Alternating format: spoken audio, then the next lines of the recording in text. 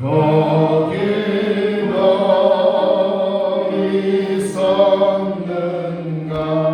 그때에.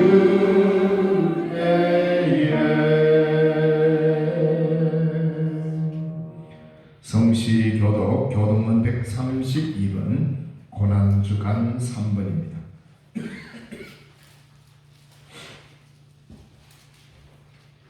성시교독 교독문 132번 고난주간 3번 말씀입니다. 이에 예수께서 제자들에게 이르시되 누구든지 나를 따라오려거든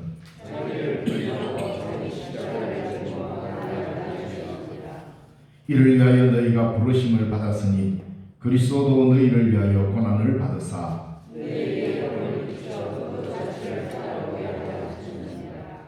그는 죄를 범하지 아니하시고 그 입에 거짓도 없으시며 욕을 당하시되 맞대어 욕하지 아니하시고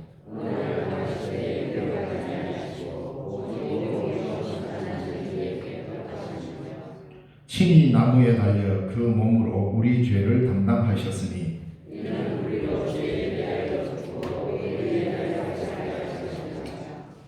그가 채찍에 맞음으로 너희는 나음을 얻었나니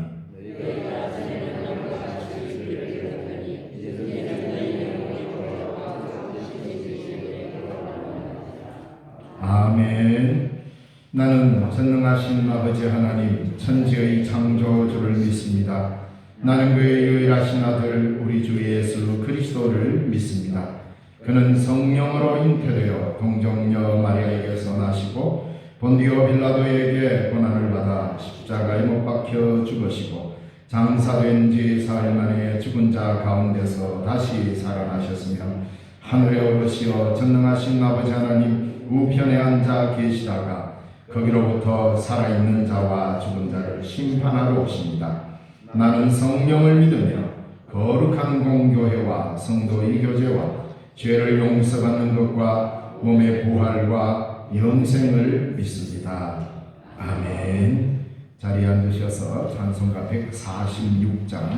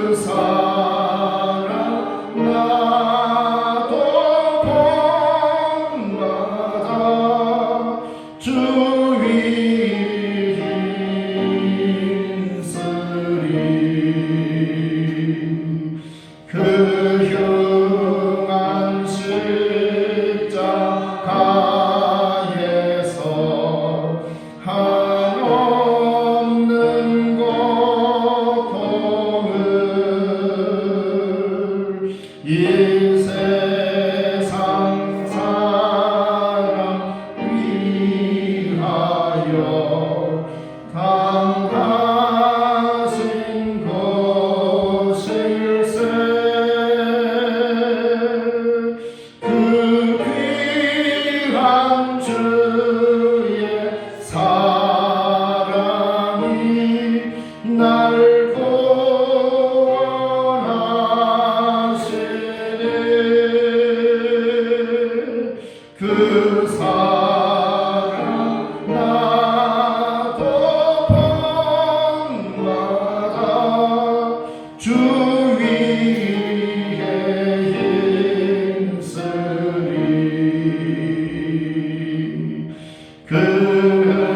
흘린 몸의 피로서 날 속량했으니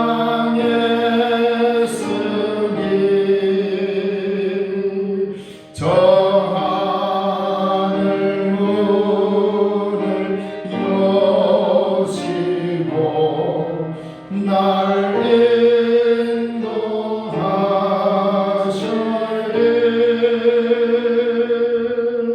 그 귀한 주의 사랑이 날 구원하시네.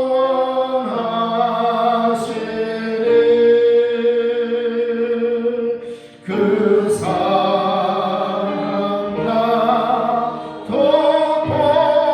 본받아 주 위에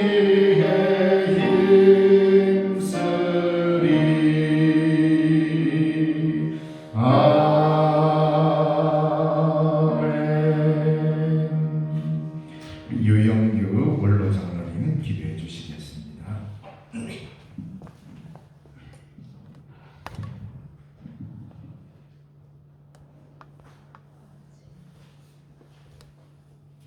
아버지 하나님, 하나님의 사랑은 너무나 크셔서 독생자 예수님을 멸망하여 가는 이 세상을 세우기 위해서 주님의 계획과 섭리와 정견에 따라 주님 때문에 주님 진리심으로 우리가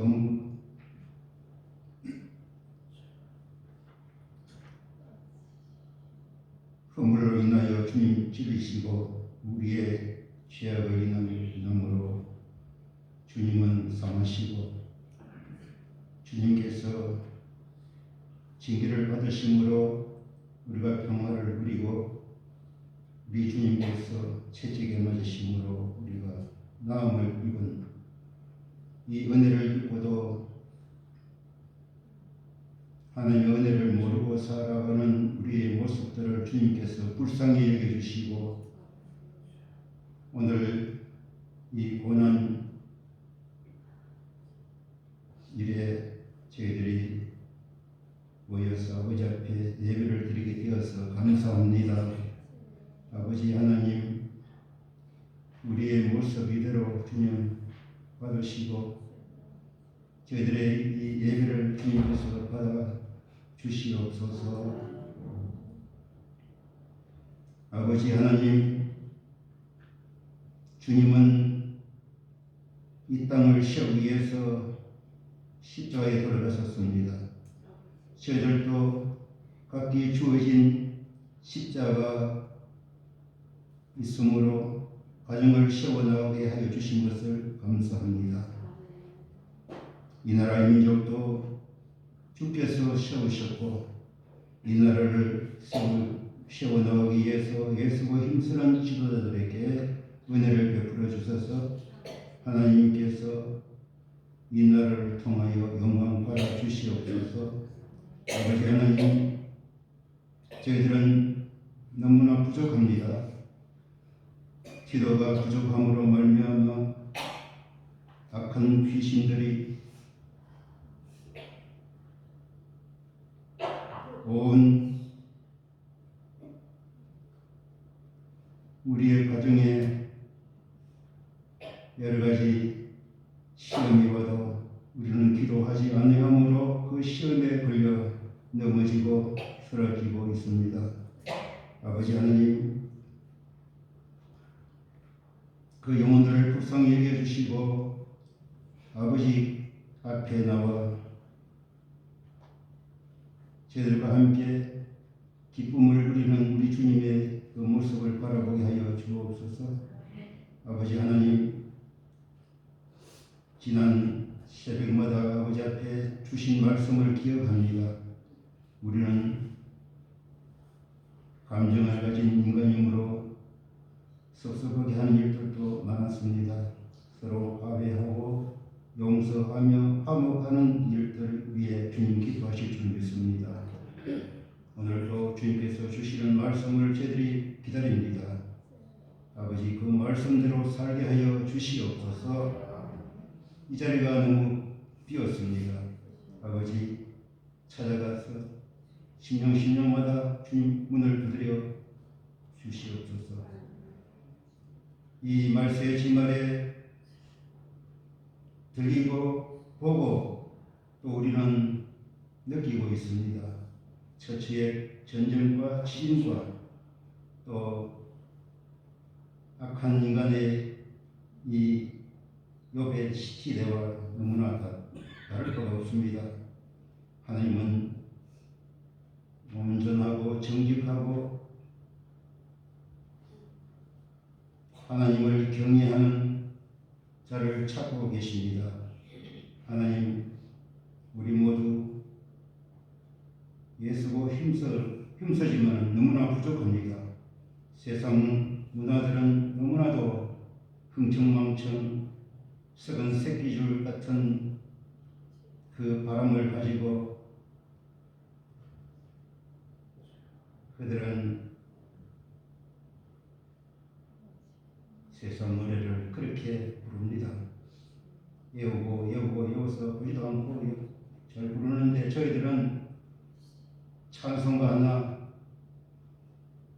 그대로 보이지 않고 부를 수 있는 그런 사람들이 몇몇 있겠습니까? 주님 불쌍히 여겨주시고 우리가 이 세상 문화를 거슬러 올라가는 우리 하나님의 나라가 우리의 마음속에 가득 찰 때에 찬송을 불러도 아쉬운 마음뿐이라는 고백을 할 수 있게 하시고 우리가 기도할 수 있도록 우리의 모든 가정의 만사가 예수 이름으로 해결되는 역사가 있게 하여 주시옵소서. 이 자리에 모인 우리 모두에게 주님의 감동과 감화가 역사하여 주실 줄 믿사오고 예수님 이름으로 기도하옵나이다. 아멘.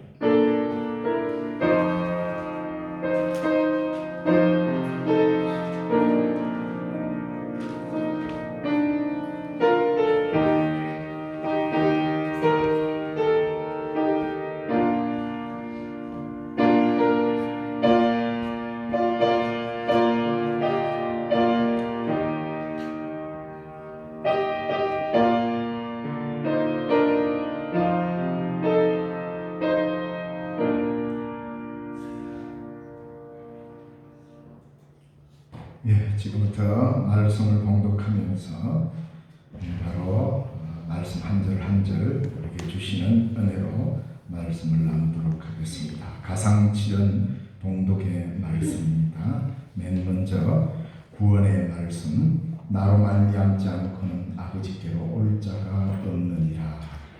요한복음 14장 6절 말씀. 예수께서 이르시되 내가 그 길이요 진리요 생명이니 나로 말미암지 않고는 아버지께로 올 자가 없느니라. 아멘. 모든 인생은 하나님께로 돌아가야 합니다.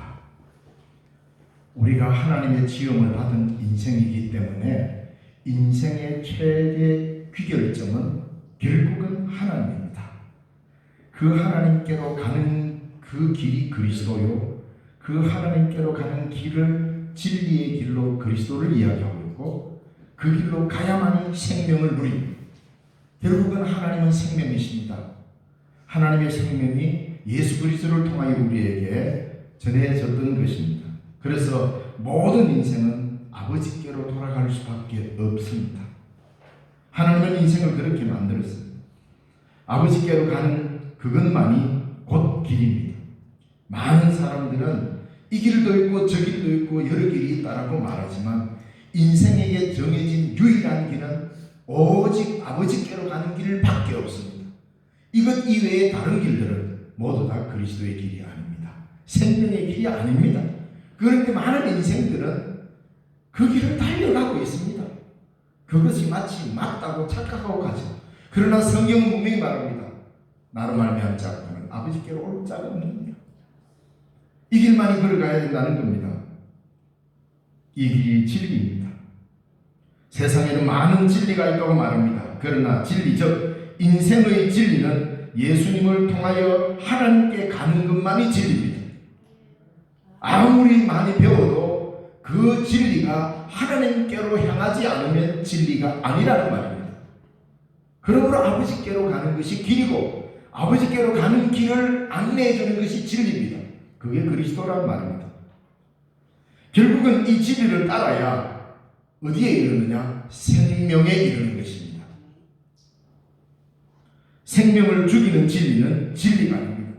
진리의 이름으로 생명을 죽이는 것은 다 가짜입니다. 모든 생명을 살리는 진리의 길은 오직 예수의 길뿐입니다. 예수님뿐입니다. 그래서 이 길이 곧 구원입니다. 그래서 예수님은 곧 구원이고 바로 아버지께로 가는 유일한 이 길을 발견하고 가는 자가 이게 그리스도입니다. 이 길로 우리는 부름을 받은 자다 이 말입니다. 이제 두 번째로 부름의 말씀을 낭독하겠습니다. 부름의 말씀. 십자가를 지고 나를 따를 것이니라. 마가복음 8장 34절 35절 말씀입니다.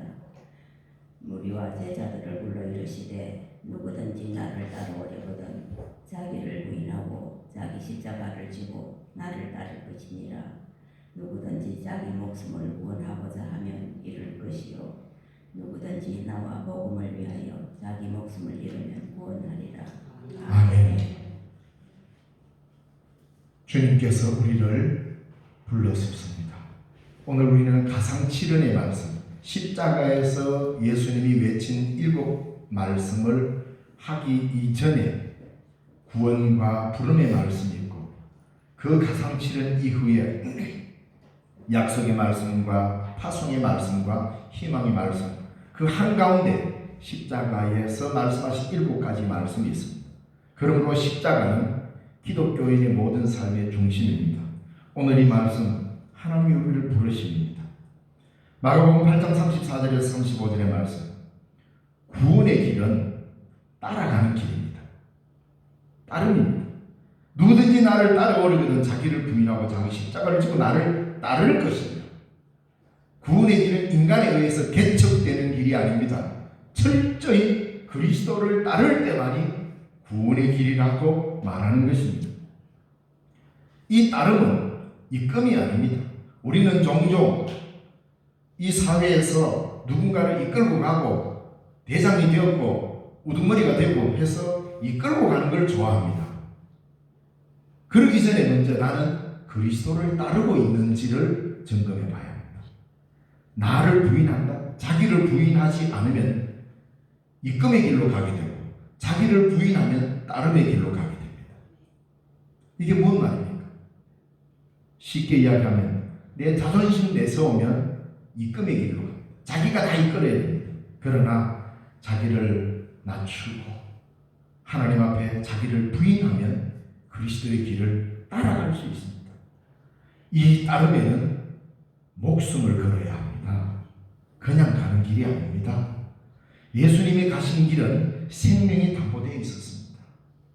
그러나 우리가 목숨을 걸 때 진정한 생명의 자유를 얻는다고 오늘 말씀하고 있습니다. 따르면 자기를 부인해야 따를 수 있는데 예수의 십자가의 길은 철저한 자기 부인입니다. 그래서 구원의 길이 되는 것입니다. 구원의 생명은 자기 목숨을 걸고 따라가야 합니다. 구원이라는 말은 목숨이 걸린 문제입니다. 적당하게 우리의 상황을 좀 좋게 만들어주는 것은 구원이 아닙니다. 우리의 생명이 걸린 문제가 구원입니다. 이것이 그리스도인의 실존이요 삶인 것입니다. 부름에는 따름의 순종만이 생명의 구원이 되도록 성경은 그렇게 규정해 놓고 있습니다. 이 길에 따라 나선 사람들이 그리스도인입니다.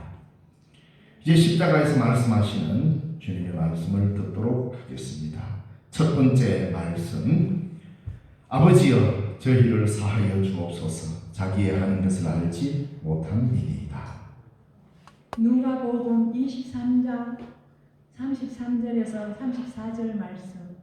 헤고리아 한 곳에 이르러 거기서 예수를 십자가에 못 박고 두 행악자도 그렇게 하니 하나는 우편에 하나는 좌편에 있더라.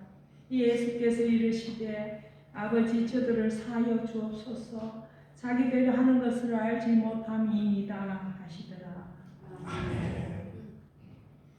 예수님께서 십자가에 달리시면서 첫 번째로 하신 이 말씀이 얼마나 우리에게 위대한 선언인지, 이 말씀이 얼마나 이 세상을 변혁시키는 말씀인지를 알아야 합니다. 적절한 감정적 기준으로 말씀한 게 아니라는 것을 알아야 합니다. 골고다, 해골, 이 표현 자체가 이상하지 않습니까? 해골, 곧 골고다라는 것입니다. 이 해골이라는 장소, 여기는 어떤 의미가 들었습니까? 어느 누구도 이 해골의 장소에 올라오는 순간 그 사람에게는 희망이 사라지는 것입니다. 해골의 곳 골고다라는 말은 누구든지 여기 오는 자는 희망을 버려라. 왜? 결국 너는 해골이 될 뿐이다. 이 말입니다. 왜? 그것은 죄수들을 처형하는 사형장이기 때문입니다. 인간에게 있어서 가장 절망적인 장소입니다. 해골이 되는 장소입니다. 그 비참한 자리입니다. 사형수가 최후를 맞이하는 장소입니다. 그래서 여기서는 더 이상 미래를 논할 수도, 희망을 논할 수도, 그런 일이 전혀 일어날 수가 없는 곳입니다. 그래서 희망을 논할 수 없는 그 스산하고 피비린내 나는 그 언덕, 금방이라도 괴성을 지르면서 괴수가 튀어나올 것 같은 그 불결한 장소, 그곳이 온 세상을 살리는 생명의 터전이 되었다 이 말입니다. 왜? 그것은 바로 용서가 선포되었기 때문입니다.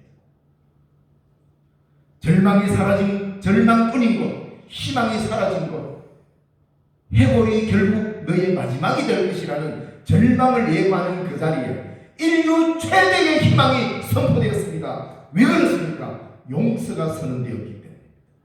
용서가 선언되는 그 자리는 해골의 장소가 구원의 장소가 되었다.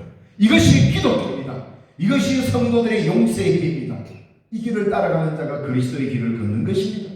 예수님은 그곳에서 바로 용서를 선포했습니다. 이 가치를 아는 자만이 그리스도인답게 살아갈 수 있습니다.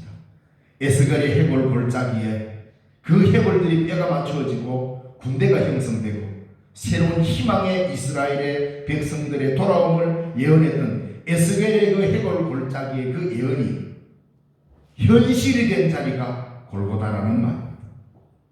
그러므로 그리스도인에게 있어서 가장 절망적인 자리에서 용서를 외칠 수 있을 때 그곳에는 생명이 살아나는 구원의 역사가 일어나게 될 것입니다. 둘째 말씀 듣도록 하겠습니다. 둘째 말씀, 내가 진실로 내게 이르노니 오늘 내가 나와 함께 낙원에 있으리라. 누가복음 23장 42절 43절 말씀. 이르되 예수여 당신의 나라에 임하실 때에 나를 기억하소서 하니 예수께서 이르시되 내가 진실로 내게 이르노니 오늘 내가 나와 함께 낙원에 있으리라 하시니라. 아멘. 둘째 말씀, 이 십자가에서 예수님께서 하시는 첫 번째 말씀과 두 번째 말씀의 이 자리, 그 골고다라는 자리 자체가 사람들 하여금 절망에 빠지게 만듭니다. 아무리 담력 있고 괜찮은 사람이라 하더라도 골고다에 올라가는 순간 절망에 빠지게 되어 있습니다. 바로 그 자리에 예수님은 일반인들, 그러니까 이 세상의 죄수와 같은 몸으로 십자가를 지셨습니다. 그 가운데 세웠습니다. 뭐 의도적으로 세웠는지는 알 수 없지만 예수님의 십자가는 양편에 강도가 있고 중간에 주님이 있었습니다. 그러니까 강도같이 취급을 받은 주님이 십자가를 지셨습니다. 자, 여기에서 이 한편 강도가 당신의 나라에 임하실 때 나를 기억하소서, 이 한마디를 예수님께 건넵니다. 그래서 이 한편 강도에게 낙원이 허락됩니다. 이게 구원입니다. 구원은 어떤 법칙을 따라가는 게 아니에요. 놀라운 법칙을 이루어야 되고 계산을 해야 되는 게 아니라 내가 어떤 존재인지를 알고 그 존재를 내려놓고 주님께 도움을 요청할 때 우리 주님은 단 한 번도 그 손길을 뿌리친 적이 없습니다. 이 강도가 뭐 대단한 업적을 쌓았거나 선하게 살았거나 놀라운 업적을 이룬 것 단 한 건도 없습니다. 또한 이 강도는 그의 심리적 상태가 어떠인지 얼마나 양심이 고운지 우리는 알 수 없습니다. 그냥 한편 강도일 뿐이고 예수의 구원의 은총에 포함된 자다라는 것밖에 알 수가 없습니다.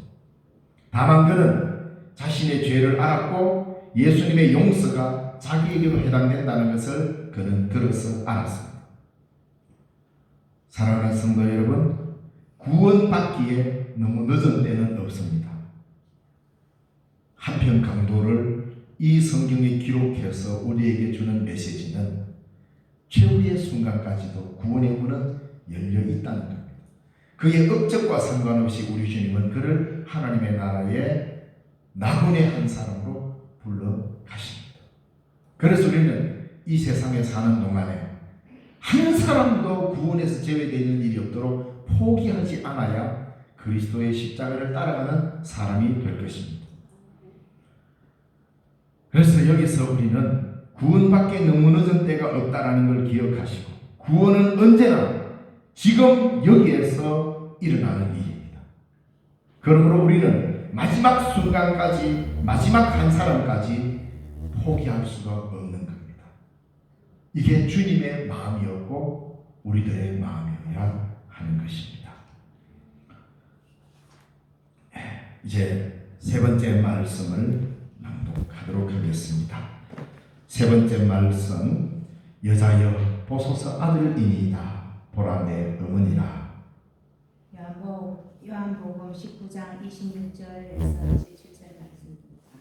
예수께서 자기의 어머니와 사랑하시는 제자가 곁에서 있는 것을 보시고 자기 어머니께 말씀하시되 여자여 보소서 아들이니이다 하시고 또 그 제자에게 이르시되 보라 내 어머니라 하신대 그때부터 그 제자가 자기 집에 모시니라.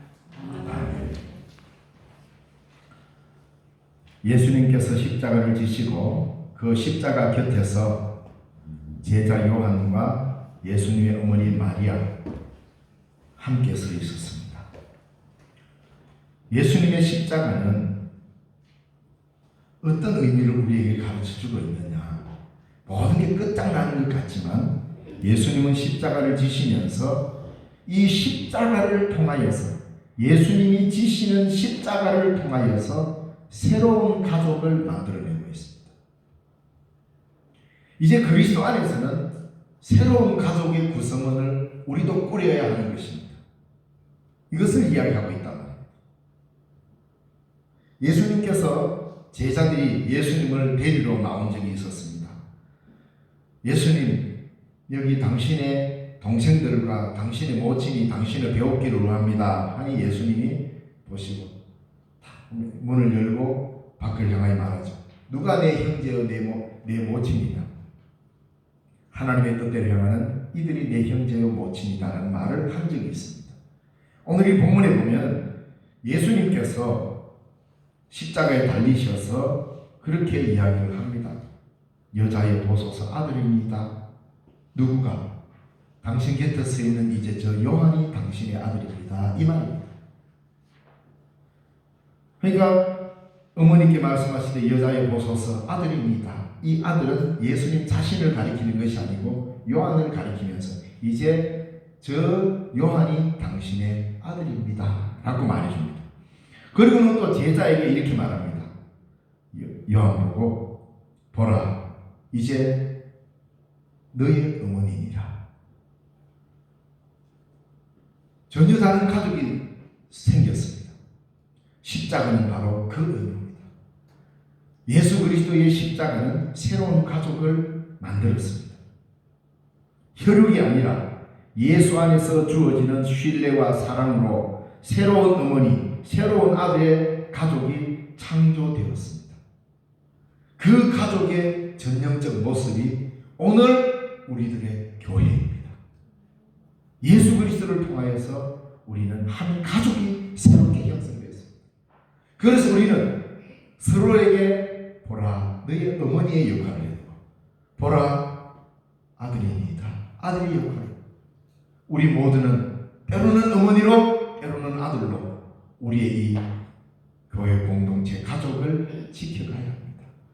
이 교회가 가족이 된 것은 그리스도의 십자가의 은총 때문에 되었다는 사실을 기억하십시오. 예, 이제 넷째 말씀 낭독하겠습니다. 넷째 말씀 나의 하나님 어찌하여 나를 버리셨나이까. 마태복음 27장 45절 말씀에서 46절 말씀 제6시로부터 온 땅에 어둠이 임하여 제9시까지 계속되더니 제9시쯤에 예수께서 크게 소리 질러 이르시되 엘리 엘리 나가 사박다니 하시니 이는 곧 나의 하나님 어찌하여 나를 버리시나이까 하는 뜻이니라. 아멘. 놀라운 일이 일어납니다. 예수님께서 십자가에 못 박히시고 절정에 달했을 때가 제6시라고 그랬습니다. 이 제6시는 오늘 우리 시간으로 말하면 낮 12시입니다. 그리고 제9시까지 계속되었다 했으니 오후 3시까지입니다. 낮 12시부터 오후 3시까지 가장 해가 뜨거울 때고 가장 밝을 때입니다. 이때에 어둠이 덮쳤습니다. 많은 사람들은 이런저런 많은 말을 합니다. 빛 대신 예수님이 십자가에서 죽어가니 그 해도 빛을 잃었다. 빛이 되시는 주님이 죽어가니 빛이 힘을 잃었다라고 그 말도 참 귀한 표현이기는 합니다. 그런데 이 본문을 읽고 묵상하면서 왜 하나님이 가장 밝을 때 가장 어두움을 이 땅에 덮치게 하셨을까? 이것은 뭐냐면 인간의 언어로 다 표현할 수 없는 하나님이 일하시는 가장 신비로움을 나타냅니다.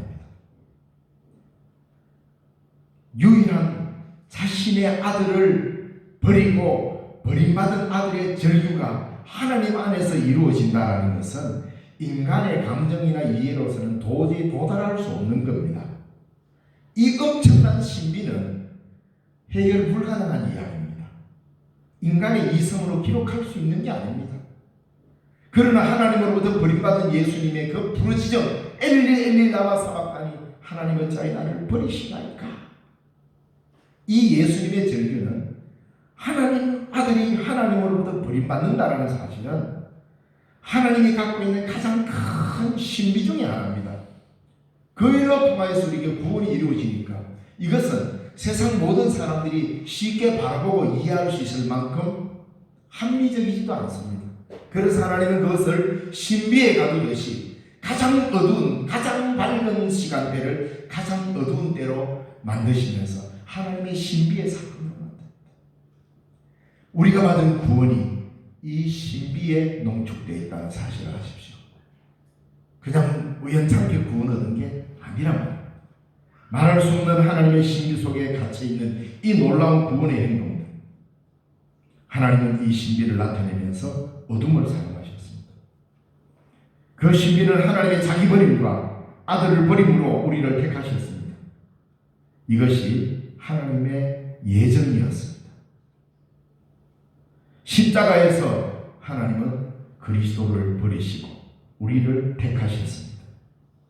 그래서 이것은 어둠의 신비입니다.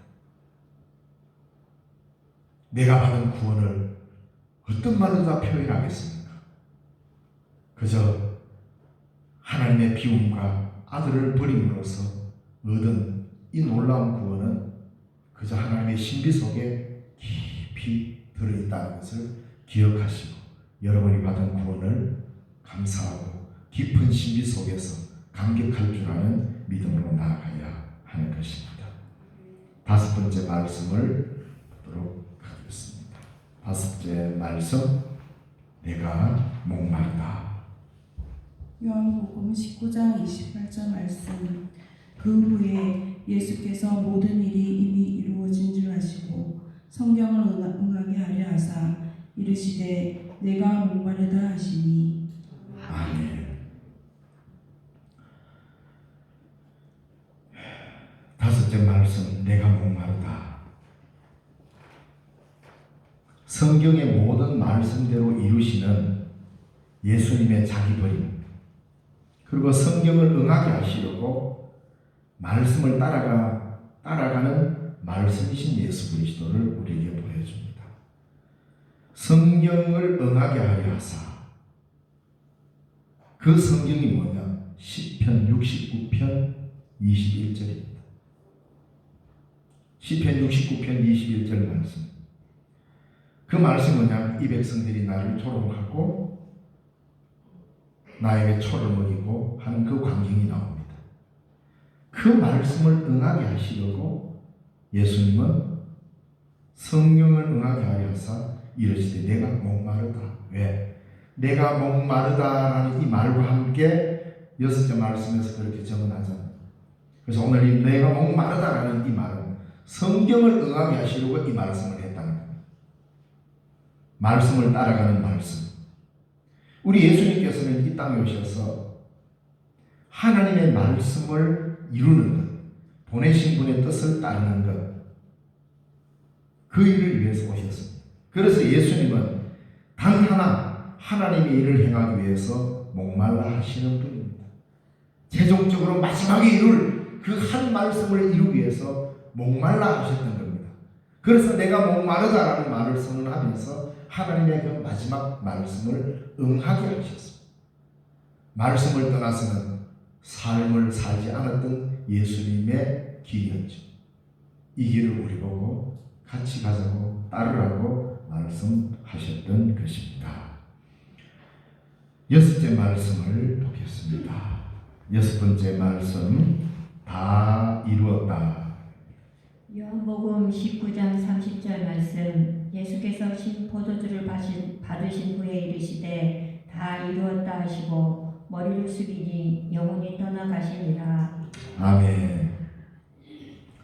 신 포도주를 받으신 후, 이 말씀도 시편 69편 21절, 바로 이 말씀을 이루시고는 뭘 하셨느냐? 다 이루었다. 다 이루음을 위해서 그는 목마르다라는 말을 먼저 하셨습니다. 그리고 신포도주를 받으신 후에 예수님께서 말씀을 응했다는 거죠. 다 이루었다 하시고 머리를 숙이니 영혼이 떠나가신다. 하나님의 보냄을 받아서 하나님의 뜻을 다 이루셨다는 말입니다. 내 업적을 다 이루었다는 것이 아니라 하나님의 보냄을 받았기 때문에 나를 보내신 그분의 뜻을 다 이루셨다라는 말입니다.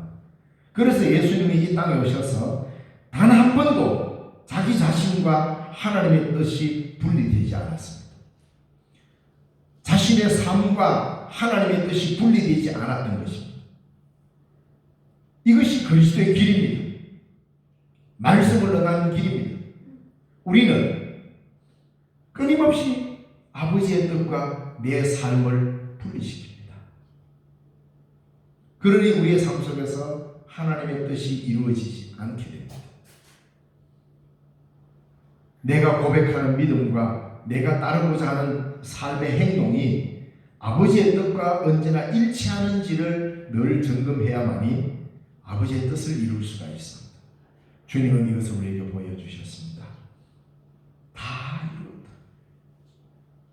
철저하게 자기 자신을 버림을 통하여서 아버지의 뜻만을 붙잡을 때 그 뜻이 예수의 삶이 된 것입니다. 우리도 마찬가지입니다. 내 뜻을, 내 삶을 내려놓고 아버지의 뜻을 꽉 붙잡을 때 아버지의 뜻이 내 삶을 이끌어가게 됩니다. 그게 예수님의 삶이 되는 것입니다. 일곱째 말씀을 듣도록 하겠습니다. 일곱째 말씀. 아버지여 내 영혼을 아버지 손에 부탁하나이다. 누가복음 23장 46절 말씀. 예수께서 큰 소리로 불러 이르시되 아버지 내 영혼을 아버지 손에 부탁하나이다 하고 이 말씀을 하신 후 숨지시니라. 아버지, 내 영혼을 아버지 손에 부탁하나이다. 언뜻 들으면 굉장히 비장한 기도죠. 예수님이 십자가상에서 할 때는 이것이 굉장히 비장한 기도였을 겁니다.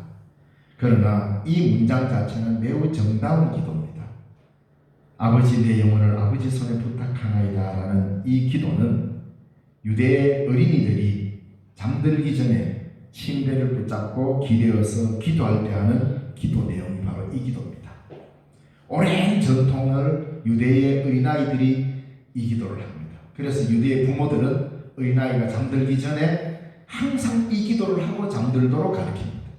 그래서 침대에 올라가기 전에 침대에 팔을 올리고 예쁘게 손을 모으고 기도하면서 아버지, 내 영혼을 아버지 손에 의탁합니다 하고 침대에 올라가서 잠을 잡니다. 우리 예수님께서는 지금 푹신한 침대가 아니라 딱딱한 가시멸관을 쓰고 못 박힌 자유를 완전히 박탈당한 십자가라는 침대 위에서 아버지께 자기 영혼을 부탁하는 어린아이의 기도를 올렸습니다. 이 기도는 유대의 어린아이에게서 일상적 기도입니다. 자신의 마지막을 아버지께 의탁하는 기도였습니다. 절망 같지만은 그곳에서 그는 아버지 안에서만이 진정한 안식을 누릴 수 있다는 것을 우리에게 말씀해 주고 있습니다. 우리의 진정한 안식의 기도는 아버지 손에 나를 맡기는 것입니다. 내 생명의 안전은 아버지의 손 안에 있다 이 말입니다. 그러므로 인생의 참 안식은 아버지의 손 안에 들 때만이 참 안식을 얻을 수 있습니다. 예수님은 십자가상에서까지도 자신의 진정한 안식은 아버지의 손 안에 있다는 것을 어릴 때부터 기도로서 살아왔던 삶이었습니다. 우리의 일상에서 나를 하나님께 맡기는 것이 습관이 되지 않으면 결정적인 순간에 이 기도를 할 수가 없습니다. 언제나 여러분이 잠자리에 들 때 이 기도를 드려야 합니다. 아버지, 내 영혼을 아버지 손에 의탁합니다. 이것이 일상이 될 때 십자가 같은 결정적인 순간에도 그 일상의 기도를 놓치지 않고 아버지께 이 기도를 드리고 잠을 들 수가 있습니다. 그래서 예수님께서 우리 이 기도를 드린 것은 격정적인 어떤 가운데가 아니라 평소에 해왔던 기도 내용을, 어릴 때부터 해왔던 기도 내용을 마지막까지 붙잡았다는 의미입니다. 평소에 기도해왔던 내용을 죽음의 그 마지막 순간까지 하나님 앞에 이 기도의 내용을 다시 올려드렸습니다. 예수님도 어릴 때에 아버지로부터 이 기도를 배웠을 것입니다. 일생을 이 기도하다가 마지막 순간에도 이 기도를 했습니다. 여러분의 마지막에 어떤 기도를 올리겠습니까? 평소에 기도하지 않으면 이 기도는 마지막 순간에 나오지 않습니다. 그러므로 평소에 우리가 어떻게 하나님을 의탁하는지의 기도 내용이 어떤지에 따라 우리의 마지막 기도가 정해진다는 사실을 반드시 기억해야 합니다. 이제 마지막 약속의 말씀을 보겠습니다. 약속의 말씀. 내가 살아난 후에 너희보다 먼저 갈릴리로 가리라.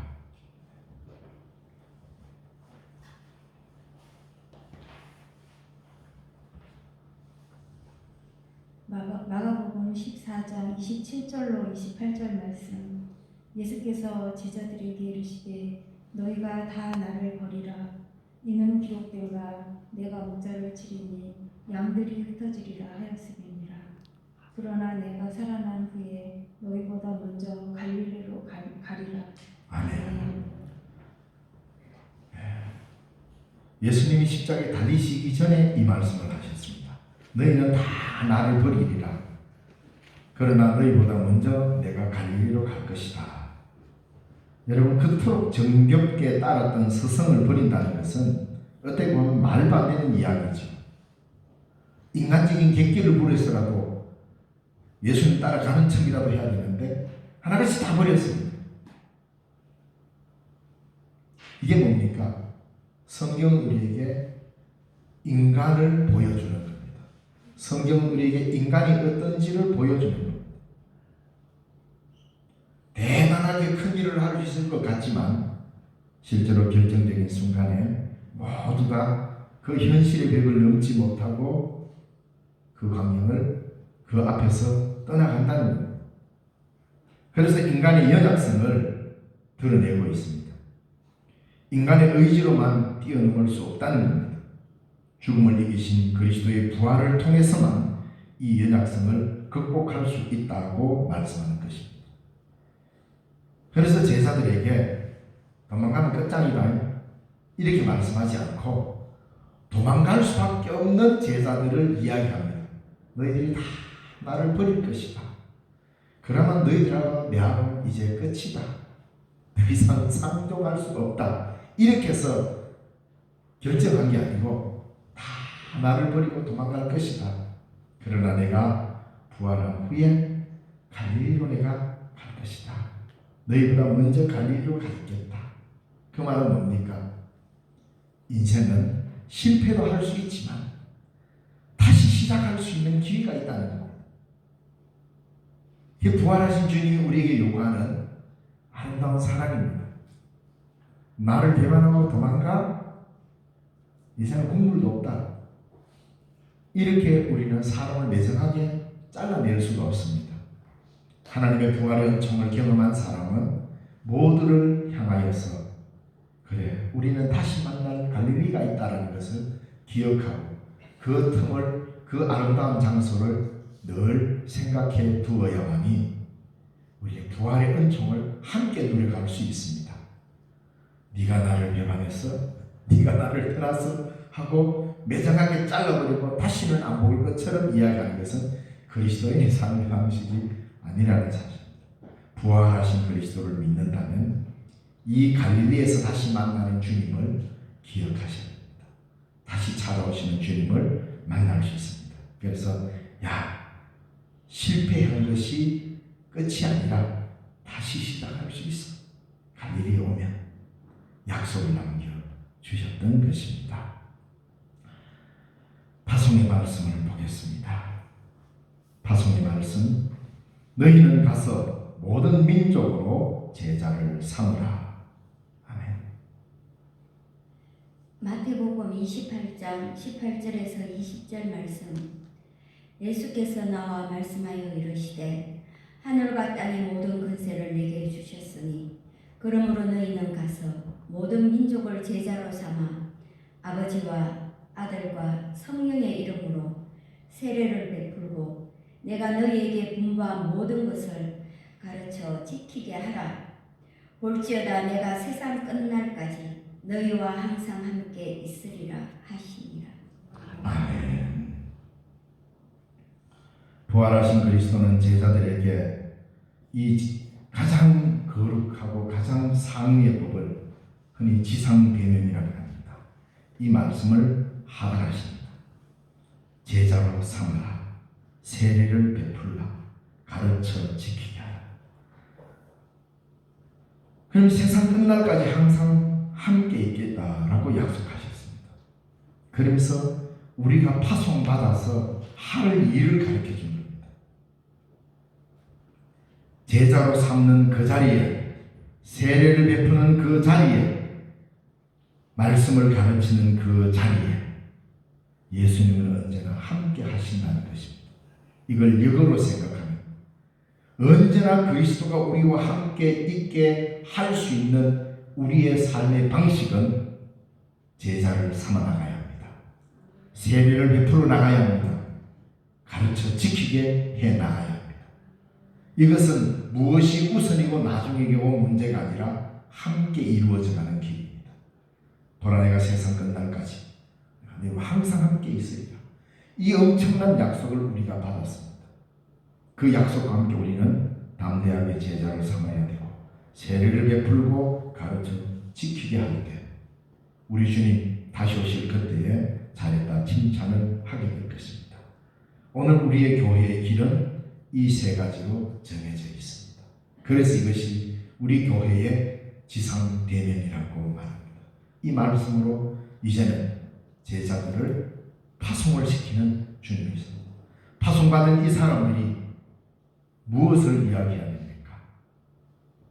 왜 제자로 삼아야 하고, 왜 세를 베풀어야 되고, 왜 가르쳐 지키게 해야 합니까?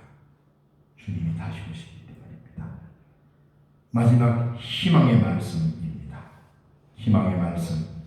아멘. 주 예수여 오시옵소서.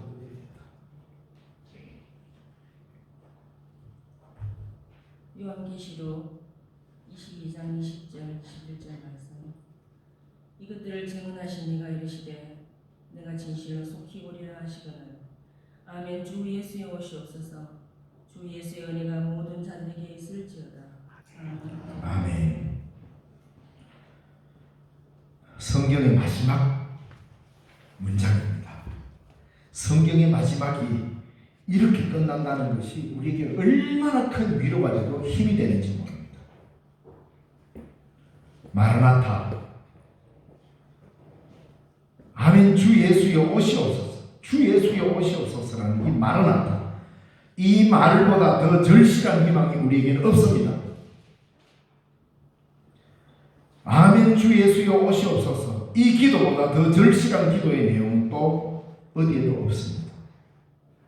그리스도인의 최종적 희망, 오늘날 인간이 갖고자 하는 모든 희망에 대항하는 새로운 희망, 이것이 바로 마라나타입니다. 이 세상에 있는 많은 희망들에 대항하는 희망, 희망에 저항하는 새로운 희망은 마라나타. 아멘. 주 예수여 오시옵소서. 이 세상에는 많은 희망을 걸고 삽니다. 이런저런 희망을 걸고 삽니다. 이런저런 희망을 우리는 이루기를 소망하고 살아갑니다. 그런데 그런 모든 소망들을 단번에 부셔버리는 유일한 하나의 희망을 성경은 우리에게 말합니다. 아멘. 주 예수여 오시옵소서. 이 희망이 우리에게 절실하지 않을 때 우리는 다른 희망으로 대처시키려고 합니다. 그러면서 교회를 병들게 만들고 우리의 믿음을 흔들리게 만듭니다. 이것이 뭡니까? 하나님의 나라를 향하는 길입니다. 아멘. 주 예수여 오시옵소서. 이 말은 주님이 이곳에 오셔서 이곳이 주님의 나라가 되게 해달라는 우리의 기도다, 이 말입니다. 이 기도가 우리에게 있어서 가장 절실한 기도가 될 때 이곳이 하나님의 나라가 현실이 되어가는 것입니다. 그리스도인의 최종적 희망, 그 어떤 희망을 다 물리칠 수 있는 유일한 하나의 희망이 이 희망이 될 때 그리스도인은 가장 강력한 하나님의 백성으로 살게 될 것입니다.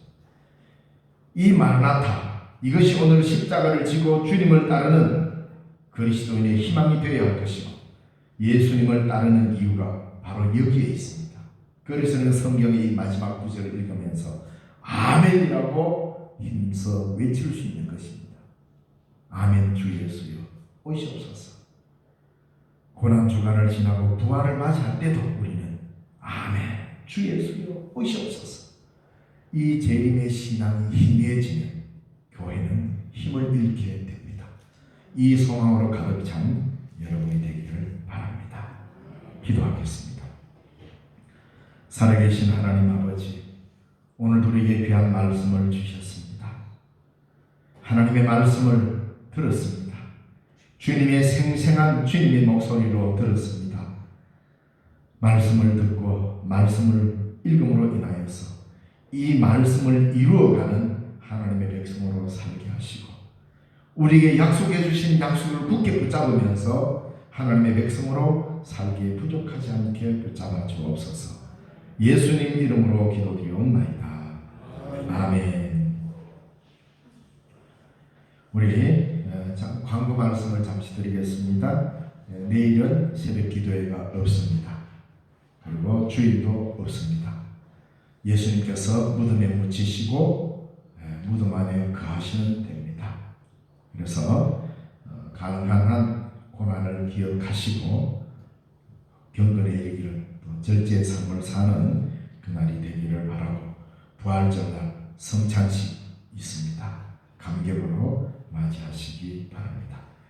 자, 우리 다 함께 자리에서 일어나셔서 여러분 순서지 뒤에 있는 서쪽 하늘 붉은 별 우리 주기철 순교자 주기철 목사님께서 작시하신 찬양입니다. 이 결단의 찬송을 부르면서 예배를 마치도록 하겠습니다.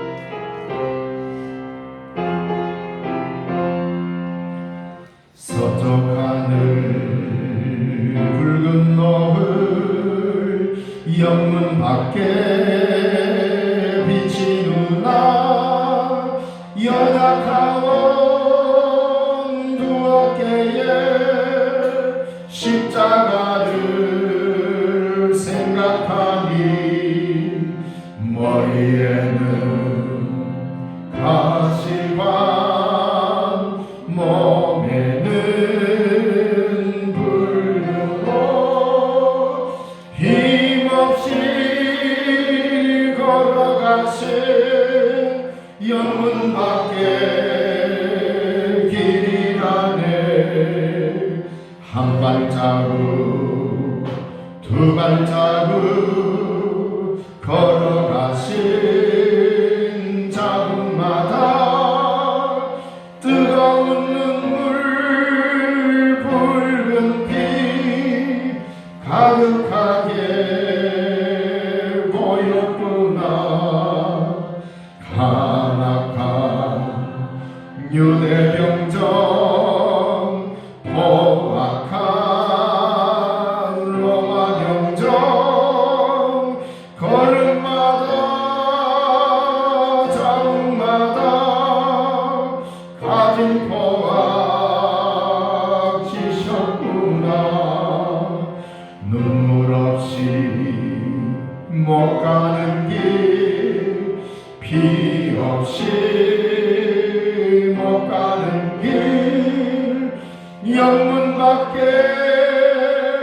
좁은 길이 골고다의 길이라네 영생복나 얻으려면 이 길만은 걸어야 해 배고파도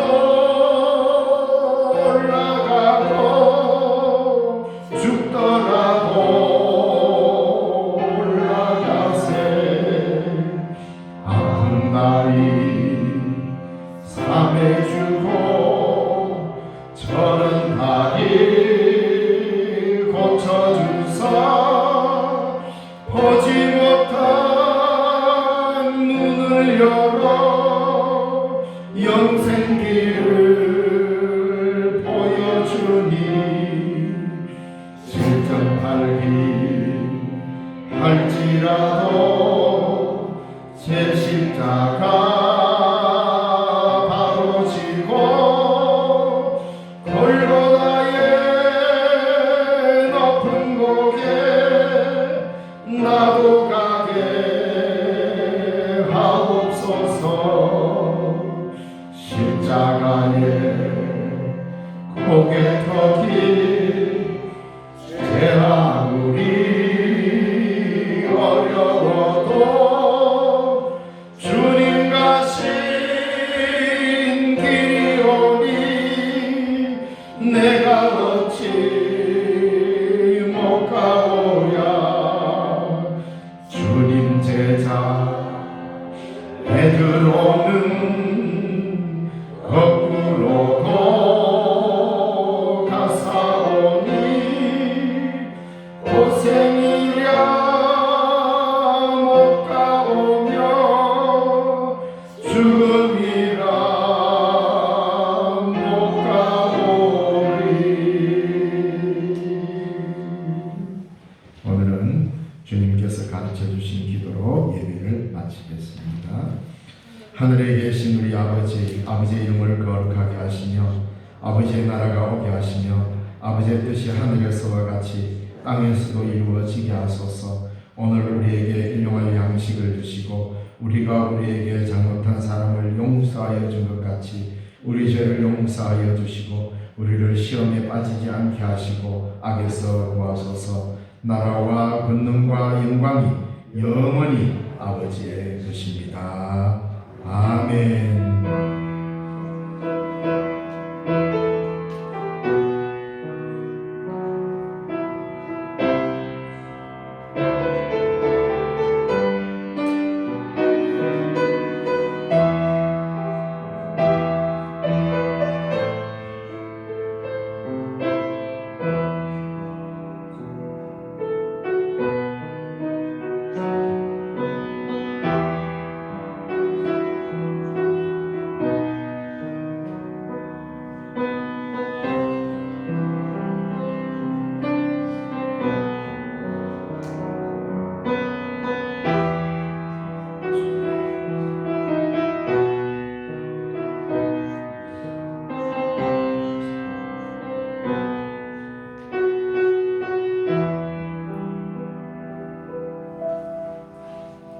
예배 모두 마쳤습니다. 평안한 밤 되시기 바랍니다.